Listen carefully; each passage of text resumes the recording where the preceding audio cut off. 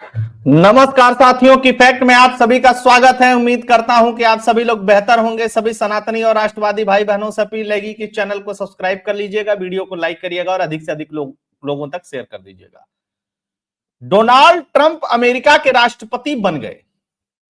हालांकि उनका शपथ ग्रहण समारोह जो होगा वो जनवरी 2025 में होगा। अभी 2 महीने का समय है मोटा मोटी। लेकिन पूरे दुनिया का जो वर्ल्ड ऑर्डर है और पूरे दुनिया की जो पॉलिटिक्स है उसमें एक बड़ा शिफ्ट और बड़ा चेंज दिखाई दे रहा है और बड़ी खलबली उसमें दिखाई दे रही है। हम लोग उस पर चर्चा करेंगे, साथ के साथ इस बात पे चर्चा करेंगे।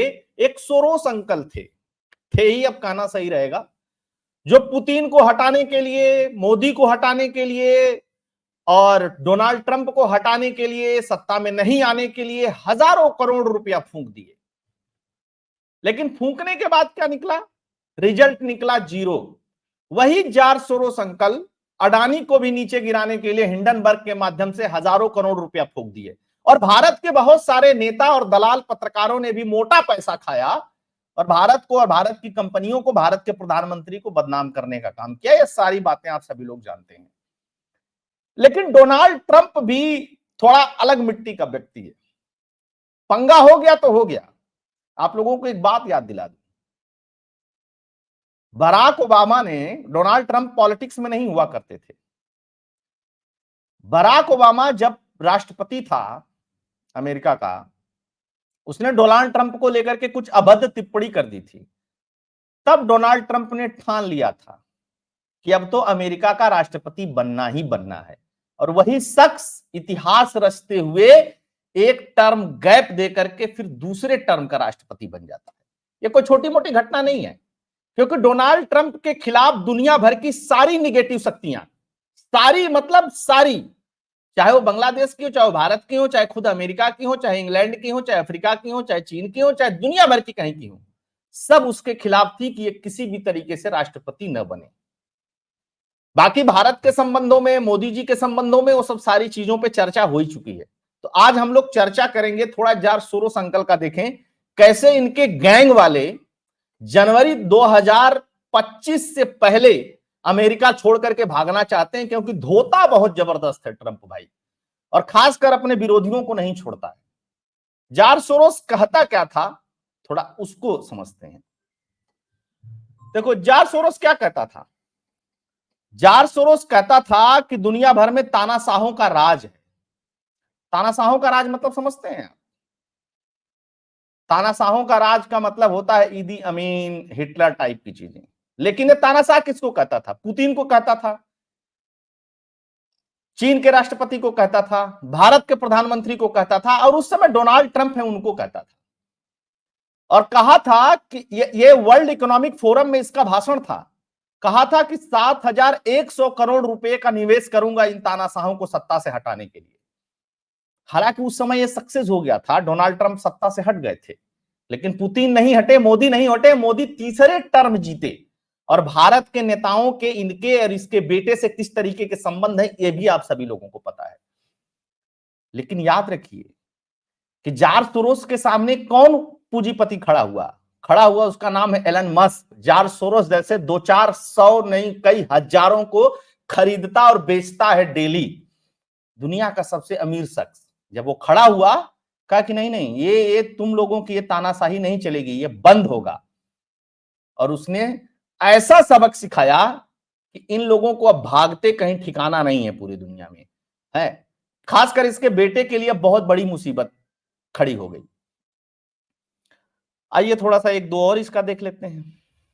पीएम मोदी पर जॉर्ज सोरोस का हमला। ये अडानी पे हमला करता था, मोदी को लोकतांत्रिक बताता था, कहता था मुस्लिमों की वजह से नेता बन गया, ये है वो है, दुनिया भर की चीज। तुझको क्या मतलब बे? तू अपने देश की देख।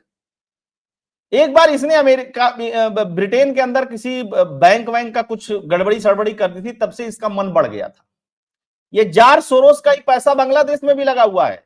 ये पूरा वही गैंग है। बराक ओबामा, जॉर्ज सोरोस, जो बाइडन, कमला हैरिस और बिल क्लिंटन का खास चेला मोहम्मद यूनुस, ये सब वही गैंग है।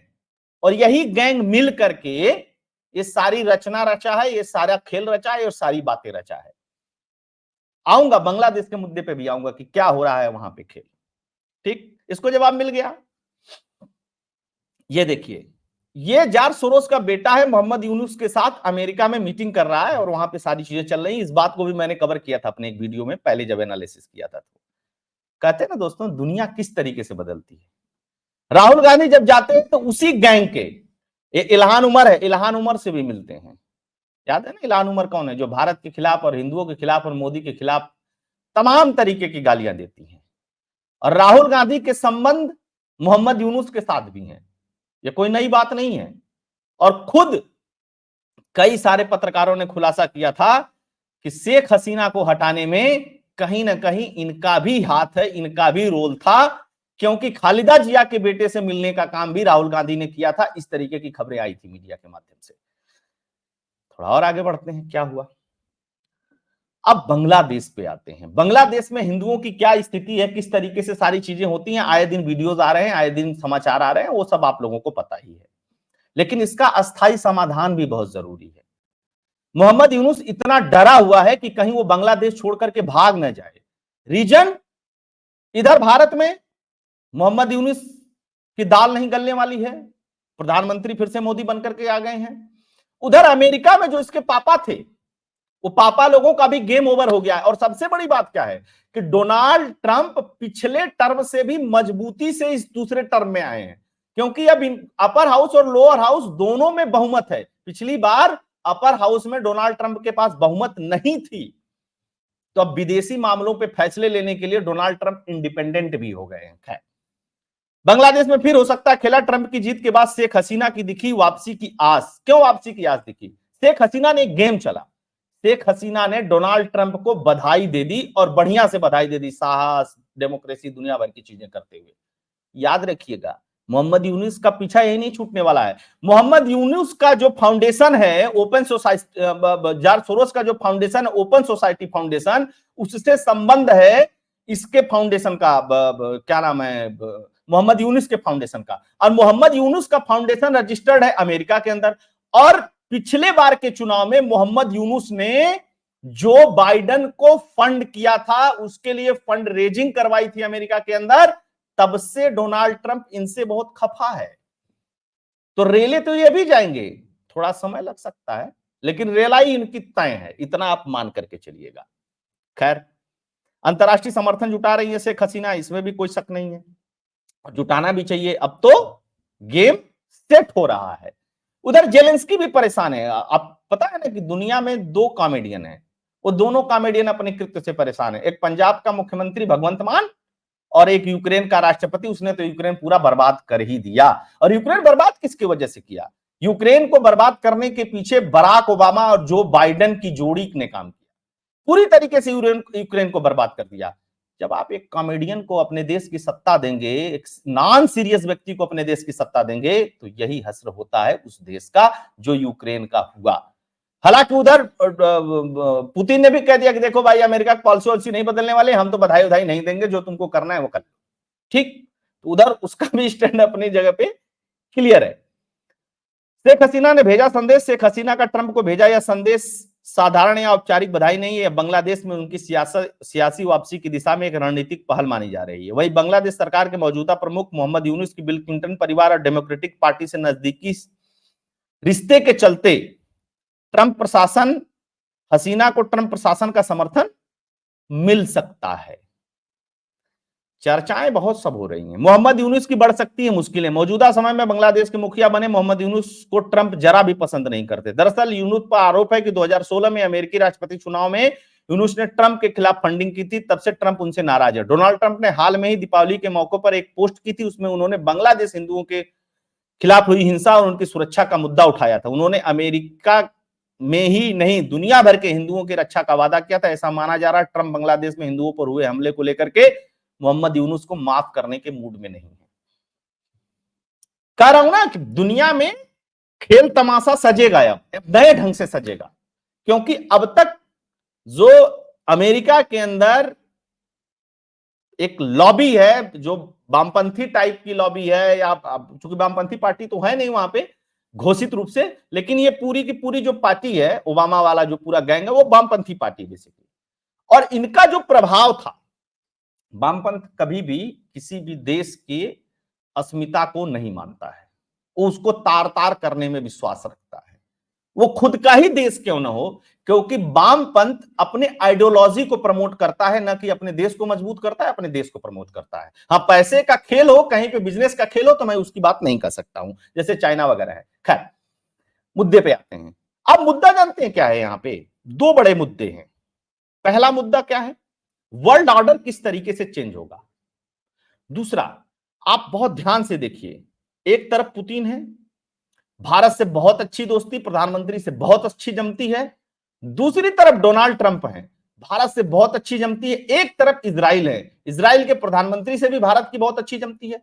हां, रिश्ते भारत के ईरान से भी नहीं खराब है, रिश्ते भारत के और भी बहुत सारे देश ऐसे हैं जिनसे खराब नहीं है, उनसे भी अच्छे रिश्ते हैं। अब भारत को यहां पे एक बड़ा स्पेस मिलने जा रहा है पॉलिटिकली, और वो स्पेस इस तरीके से मिलेगा कि भारत के अंदर जो भारत की सरकार है, जिसके मुखिया नरेंद्र मोदी हैं, उनको परेशान करने वाली जो एंटिटी हैं दुनिया भर में, वो शिथिल पड़ जाएंगी डोनाल्ड ट्रंप के जीतने से। ऐसा नहीं कि ट्रंप बहुत पैसा हमको दे देंगे, हमारे ऊपर बौछार कर देंगे और ट्रंप अपने देश की नहीं सोचेंगे। बिल्कुल, ट्रंप को अमेरिका के लोगों ने राष्ट्रपति चुना है, तो ट्रंप अमेरिका के बारे में ही सुनेंगे, और किसी भी देश के राष्ट्राध्यक्ष का यह प्रथम कर्तव्य होता है कि वो अपने देश के लोगों के बारे में सुने और अपने देश के हित के बारे में सोचे। लेकिन साथ के साथ यह भी उसका कर्तव्य बनता है कि दुनिया भर में ये जो बकलोली फैला करके ओबामा और ये क्या है जो बाइडेन गए हैं, उस बकलोली को रोके और फिर से दुनिया को स्मूथ करे, सही से दुनिया चले। क्योंकि आज के डेट में आप देख लीजिए, इजराइल, ईरान, हिजबुल्ला, वहां पे तो सब कुछ छिड़ा हुआ है। इधर इसके वजह से पूरा इधर का पूरा व्यापार डिस्टर्ब है। अफ्रीका में बहुत सारी डिस्टर्बेंस चल रही हैं। अफ्रीका के अलावा आप चले जाइए, यूरोपियन कंट्रीज में बहुत सारी डिस्टर्बेंस चल रही हैं, खासकर यूक्रेन और रशिया युद्ध के बाद तो बहुत सारे डिस्टर्बेंस हो गए हैं। अपने इधर देख लीजिए तो हमारे दोनों पड़ोसी, अब पाकिस्तान को न्यूट्रलाइज करने में डोनाल्ड ट्रंप का बहुत बड़ा हाथ था, लेकिन जो बाइडेन आया तो उसने पैसा देने लगा, F-16 के नाम पे, तो किसी चीज के नाम पे, तो किसी चीज के नाम पे। वो पूरा एक डिस्टर्बेंस हुआ उस इलाके में। फिर अफगानिस्तान और पाकिस्तान के बीच में बहुत सारी चीजें चलने लगी, फिर पाकिस्तान और ईरान के बीच में बहुत सारी चीजें चलने लगी। इस सब चीजों के चलने के पीछे का रीजन क्या था? हथियार लॉबी जो थी वो ओबामा के फेवर में है या ओबामा उसके फेवर में है। आपको याद रखना चाहिए एक चीज, जब बांग्लादेश में तख्ता पलट हुआ उस समय बराक ओबामा अमेरिका में नहीं था, उस समय बराक ओबामा ब्रिटेन में बैठा हुआ था। इसके अलावा भारत और कनाडा के संबंध में जो रिश्ते खराब हुए हैं, जो ट्रूडो ने बकलोली की है, पन्नू की जो बकलोली चल रही है, ये जो सारी चीजें चल रही है ना, अब इस पे विराम लगना शुरू हो जाएगा धीरे धीरे। इसलिए मैं कह रहा हूं कि सत्ता परिवर्तन और किसी नेता के आने से क्या क्या परिवर्तन हो सकते हैं, यह अगर देखना है तो आप जनवरी 2025 से देखना शुरू करिए। हालांकि उसकी आहट अभी से महसूस होने लगेगी। तो एक तो सोलह संकल्प का काम खत्म हो गया। सोलह संकल्प के भारत में जो रिश्तेदार रहते हैं उनमें मातम है, वो इतना मातम मना रहे हैं, इतना छाती पीट रहे हैं, उतना तो प्रधानमंत्री नरेंद्र मोदी के प्रधानमंत्री बनने से नहीं पीटे थे, राहुल गांधी के हार जाने से नहीं पीटे थे, जितना मातम बना रहे हैं। आप जाकर के उनके यूट्यूब चैनल खोल करके देखिए, कह रहे हैं अरे ऐसा हो गया, अरे कैसे जीत गया, मणिशंकर अय्यर तो पगला ही गया एकदम, पता नहीं क्या क्या वाट बक रहा है। राहुल गांधी दूसरी बात कर रहे हैं, मल्लिकार्जुन खड़गे तीसरी बात कर रहे हैं, उनका एक चेला चौथी बात कर रहा है। इसी से पता चलता है कि समस्या कितनी बड़ी थी जो बाइडेन की वजह से, और वो समस्या अब धीरे धीरे छटने लगी है। जितनी निगेटिव ताकतें हैं अब धीरे धीरे वो न्यूट्रलाइज होना शुरू हो जाएंगी। तो अगले 4 साल तक उम्मीद कर सकते हैं कि दुनिया थोड़ी सी प्रोग्रेस करेगी और बेहतर तरीके से सोचेगी, पॉजिटिव तरीके से वर्क करना शुरू करेगी। तो दोस्तों, ये थी एनालिसिस। अब देखिए बांग्लादेश में क्या होता है, शेख हसीना के इस मूव का क्या बेनिफिट निकल करके आता है। जॉर्ज सोरोस गैंग का तो सफाया अब धीरे धीरे होना शुरू ही हो गया, क्योंकि वो ट्रंप के डायरेक्ट निशाने पे हैं। प्रधानमंत्री नरेंद्र मोदी की तो जो बात है वो अलग है, ट्रंप के डायरेक्ट निशाने पे है। तो क्या लब्बोलुआ रिजल्ट निकल करके आएगा, जो कुछ भी आएगा फिर उसको लेकर के हाजिर होऊंगा। अभी के लिए इतना ही। आप सभी लोगों से आग्रह रहेगा कि एनालिसिस कंटेंट फैक्ट इस चैनल का पसंद आता है तो इस चैनल के लिए कंट्रीब्यूट और डोनेट करते रहिए। आप सभी जुड़े, बहुत बहुत धन्यवाद। जय हिंद, जय भारत, जय श्री राम।